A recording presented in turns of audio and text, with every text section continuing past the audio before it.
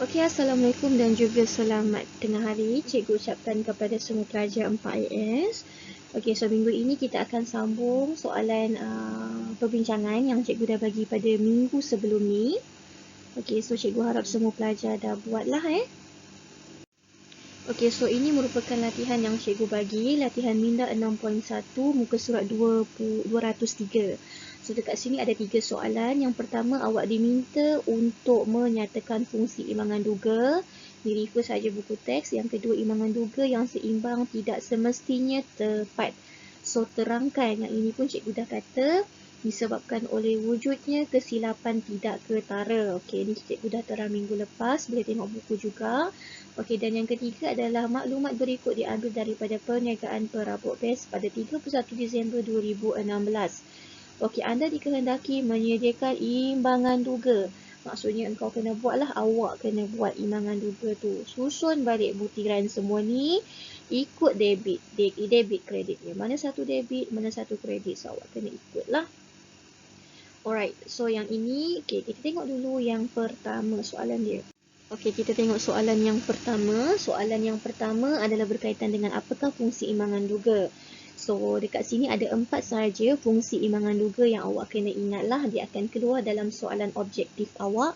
Dan boleh juga dia tanya dalam soalan kertas 2 awak. Boleh, suka hati dia. Okey, so yang pertama adalah menyemak ketepatan catatan bergu. So, awak kena fahamlah catatan bergu itu apa. Okey, catatan bergu ini cikgu pernah pesan dekat awak adalah okey, setiap urus niaga bila kita rekod dalam kita punya buku catatan pertama, dia mesti ada satu akaun yang kita debit dan juga lagi satu akaun yang kita kreditkan.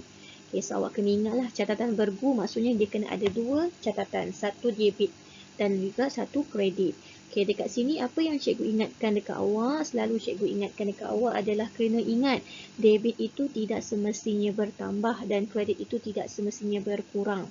Dia bergantung kepada jenis akaun. Kalau aset belanja memang bertambah belah debit, berkurang bahagian kredit. Tapi kalau liability, equity pemilik dan juga hasil, bertambah dia adalah bahagian kredit, berkurang dia adalah bahagian debit. So kena hati-hatilah. Okey, boleh jadi juga urus niaga tersebut akan ada 3 catatan. Okey, contohnya kalau urus niaga itu melibatkan untung ataupun ada unsur-unsur diskaun, boleh jadi. Tapi awak kena ingat setiap urus niaga dia kena ada 2. Satu debit, satu kredit. Okey, itu yang pertama. Yang kedua, kita tengok pula menyemak ketepatan pengiraan dalam buku catatan pertama. Okey, maksudnya dekat sini kalau awak ingat balik. Okey, buku catatan pertama kita ada buku tunai, kita ada buku tunai runcit, kita ada journal am, kita ada journal khas. Maksudnya ada antara buku catatan pertama yang cikgu sebutkan tadi tu yang awak kena jumlahkan. Okay, so dekat sini kita nak tengok awak jumlah tu betul ke tidak. Okay, so kalau awak jumlahkan betul, pindah ke ledger dan ke imbangan duga, maka betul lah. Okay, benda itu. Okay, and then menyemak ketepatan proses pemindahan daripada buku catatan pertama ke dalam ledger. Yang ini macam mana kita nak semak? Sebab awak akan tengok satu-satulah. Awak nak pindahkan daripada dokumen pergi BCP, kena tengok jumlah.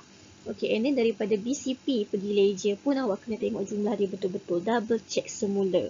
Okay, and then baru kita pindahkan kepada imbangan duga. Dan yang terakhir adalah memudahkan penyediaan penyata kewangan. So macam biasalah untuk tingkatan 4 ini hanya 2 sahaja penyata kewangan yang awak akan buat. Yang pertama adalah upload akaun perdagangan dan juga untung rugi. Dan yang kedua adalah penyata kedudukan kewangan.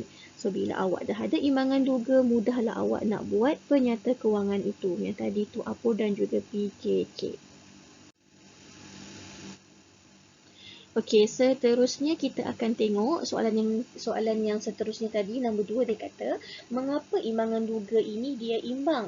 Ya, tapi sebenarnya salah. Okey, so dekat sini yang awak kena tahu adalah imbangan duga kita ini akan imbang tetapi nilai itu salah disebabkan oleh wujudnya kesilapan tidak ketara.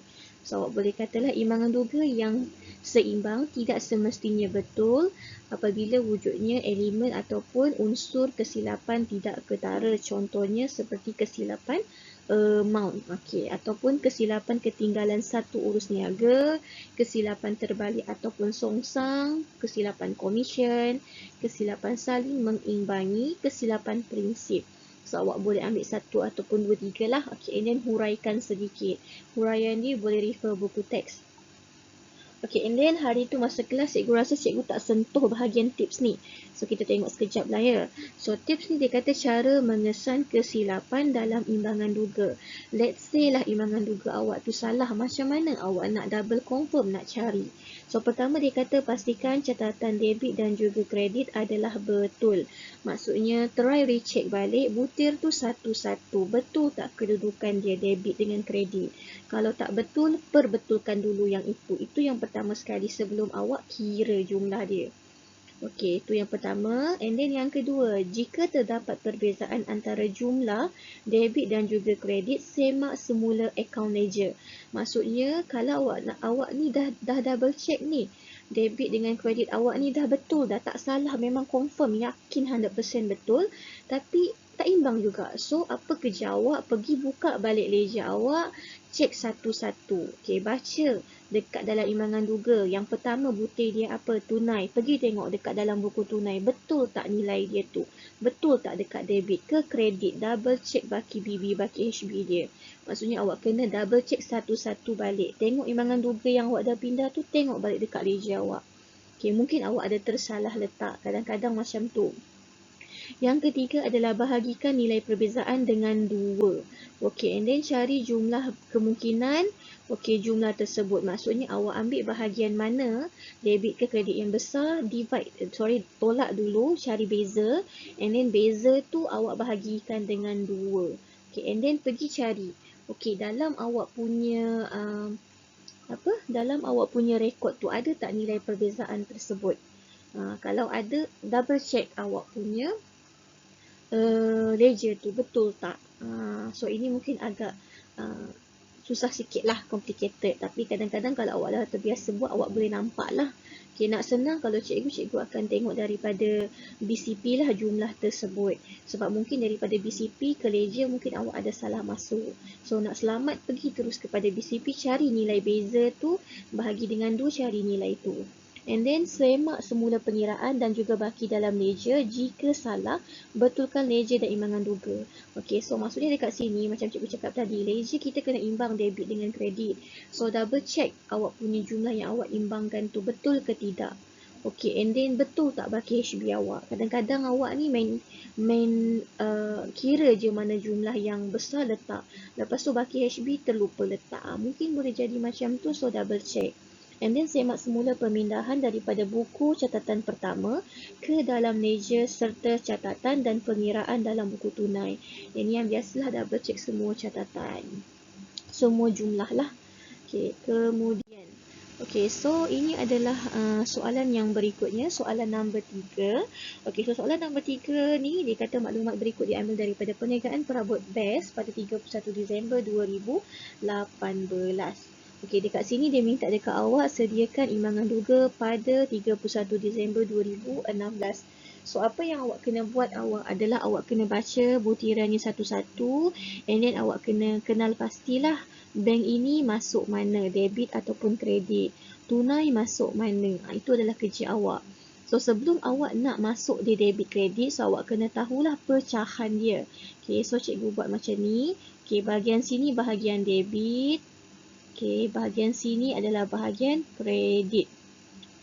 So, debit kredit. So, ini cikgu dah pernah lukis, dah pernah bagi dekat awak. Okey, so yang menambahkan, akaun yang bertambah di bahagian debit itu adalah aset dan juga belanja. Okey, then akaun yang bertambah di bahagian kredit adalah liability. Okey, equity. Susah equity pemilik dan juga hasil. Okey, ada lagi satu yang awak kena ingat adalah catatan kontra. Catatan kontra dia boleh duduk dua-dua bahagian lah. So, cikgu tulis sebagai CK sahaja. Sebab CK ni awak sendiri yang kena identify siapa induk dia, siapa kontra dia. Induk duduk mana? Kalau induk duduk debit, kontra dia duduk kredit.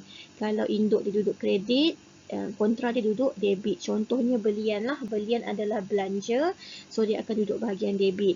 Tapi untuk pulangan belian adalah catatan kontra, so dia akan duduk bahagian kredit. So itu yang cikgu maksudkan lah.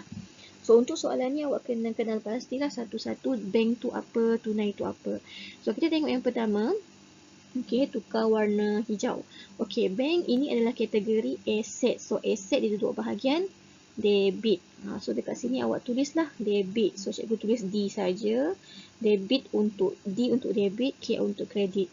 Yang kedua tunai, tunai pun aset. So dia adalah debit. Okey, kita ada akaun belum terima. Akaun belum terima adalah kategori aset. So dia pun adalah debit. Okey, akaun belum bayar adalah kategori liability. So dia adalah kredit. Okey, so kita buat dua-dua lah. Ini semua mana pemadam. Oh, dia kena buat macam tu sekali Okay, and then so semua ni adalah aset. Okay, and then kita adalah modal. Modal adalah equity pemilik. So equity pemilik dia adalah kategori kredit lah. Okay, and then kita ada sewa. So sewa ni kalau dia tulis sewa sahaja, dia adalah kategori belanja lah. So B. So ini adalah belanja. So ini adalah debit. Alright. Okay, kita ada commission dan juga faedah atas simpanan. So commission itu adalah tips yang diberikan kepada awak. Okay, so adalah hasil. Faedah atas simpanan pun adalah hasil. So dua-dua ini adalah hasil. So hasil kalau awak refer kepada tabel yang sebelah ini, dia duduk bahagian kredit. So awak akan tulislah dua-dua ini adalah kredit. Kredit, and then kadar bayaran dan juga insurans ini adalah belanja. So bila belanja dia adalah debit. So dua-dua ni adalah debit. So D sahaja cikgu tulis. Okey, jualan adalah hasil. So ini cikgu tulis H. Maksudnya hasil. Awak kena tahu dululah butir ini kategori apa antara ableh tadi. So hasil adalah kredit. So letak dekat sini kredit lah, kredit. Belian adalah belanja. So letak B, belanja. So dekat sini dia adalah bahagian debit. Okay, pulangan belian adalah catatan kontra untuk belian. Kalau belian debit, kontra dia adalah kredit. Okay, and then diskaun diberi adalah belanja. So belanja, kita beri diskaun. So belanja, so sini adalah debit. Alright, and then pulangan belian adalah kontra untuk jualan. Jualan dekat atas ini kredit. So dia akan duduk bahagian debit. So itulah yang awak kena buat. Kena kenal pasti dulu dekat bahagian sini ni. Yang bahagian butir semua ni kategori apa. Barulah awak boleh decide dia debit ke kredit. Alright, so jawapannya adalah seperti ini. Okay, so ini adalah jawapan yang cikgu dah settle. So awak akan dapatlah jawapan akhir untuk soalan ini sebenarnya adalah RM51,040. Okay, kalau awak guna Excel, dia mudahlah, awak masuk-masuk sahaja dia terus buat. Sebenarnya Excel tu awak boleh buat sendiri. Awak tekan je simbol sama dengan dekat sini ni. Tekan kotak ni, letak simbol sama dengan. Lepas tu tekan perkataan sum. Sum tu adalah jumlah. Lepas tu kalau awak tekan 2 kali kan, dia akan keluarlah dia punya pilihan. So awak drag lah daripada kotak atas ni ke kotak bawah. So and then tutuplah kurungan. Enter. So dia akan keluar nilai ni lah. Yang itu cikgu akan ajar kemudian. Alright. So kita tengok pula soalan yang Okey, soalan yang terakhir adalah soalan di mana dia minta awak buat pembetulan. Okey, dia minta awak buat pembetulan untuk imbangan duga. Maksudnya soalan ni dia dah buat imbangan duga, tetapi kedudukannya tu salah. Maksudnya ada item yang sepatutnya debit, dia letak dekat kredit. Ada item yang sepatutnya dekat kredit, dia letakkan dekat debit. So kerja awak kena identify satu persatu lah. So kita tengok dulu yang pertama jualan. So jualan ini adalah kategori hasil. Bila awak jual, awak dapat duit. So hasil dia akan duduk bahagian kredit. Yang ini betul, tandakan betul. Yang ini kena ingatlah debit tadi, ulang balik tulis aset dan juga belanja. Okey, yang ini ableh, awak ingat ableh je. Okey, so ini liability, equity dan juga hasil. Lagi satu adalah catatan kontra. Catatan kontra kena ingat induk dia siapa, baru awak tahu dekat kontra tu dekat mana. Okey, kita sambung. Okey, dividen. Dividen itu adalah Kalau awak tak faham dividen tu apa, so dividen itu adalah return ataupun kita kata pulangan yang kita dapat bila kita melabur. Contoh ayat mudah dia macam ni, kalau awak simpan duit dekat bank, itu kita panggil simpanan. So bila awak simpan duit, bank akan bagi dekat awak faedah. So faedah itu namanya faedah atas simpanan. So faedah atas simpanan awak terima daripada bank. Maksudnya dia hasil. Sama lah macam dividen, tapi dividen ini kita bukan simpan duit, kita labur duit kita. Kalau kita simpan duit ni, dia ada dua lah. Satu secara akaun semasa ataupun akaun simpanan. Okay, so kalau dividen ni kita labur duit kita, mungkin dalam jumlah yang lebih besar. So return dia kita panggil adalah dividen. So dividen ini berada dalam kelompok hasil. So dekat sini dividen dia dekat bahagian kredit. So yang ini salah. So, kena pindahlah. Yang betulnya adalah di bahagian kredit. Yang cikgu kuningkan ni yang betul punya kedudukannya kredit. Kemudian kita ada belian. So, belian itu adalah kategori belanja. Sebab bila awak beli, awak keluarkan duit.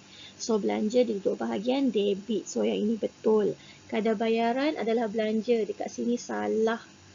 So, awak kena perbetulkanlah. So, sini betul 1229. And then kita ada sewa kedai. Sewa kedai adalah belanja. Betul. Gaji pun betul. Premis adalah aset. So 40,000 ini salah. Dia kena duduk dekat sini.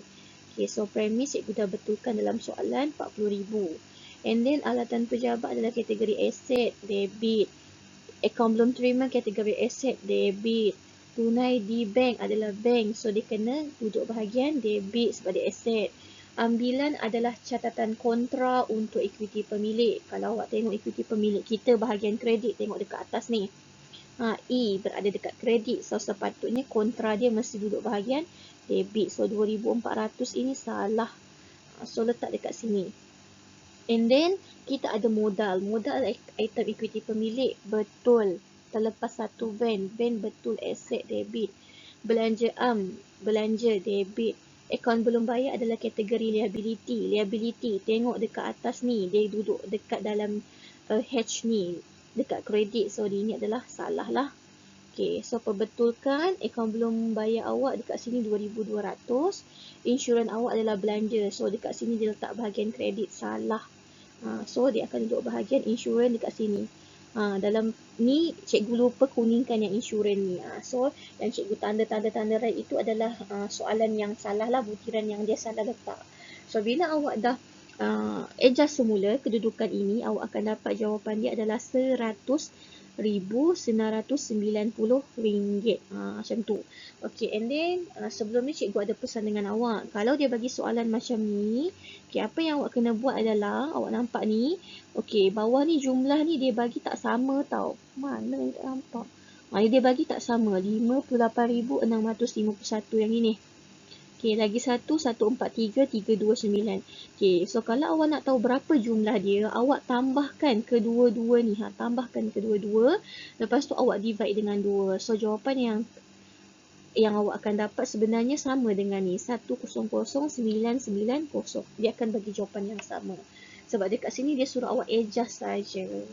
Lainlah soalan yang tadi. Soalan yang tadi tu dia ambil masa sedikit. So, itu saja soalan kita. Okay, so kita sambung dengan pembelajaran yang lain ni. Kalau ada soalan boleh message.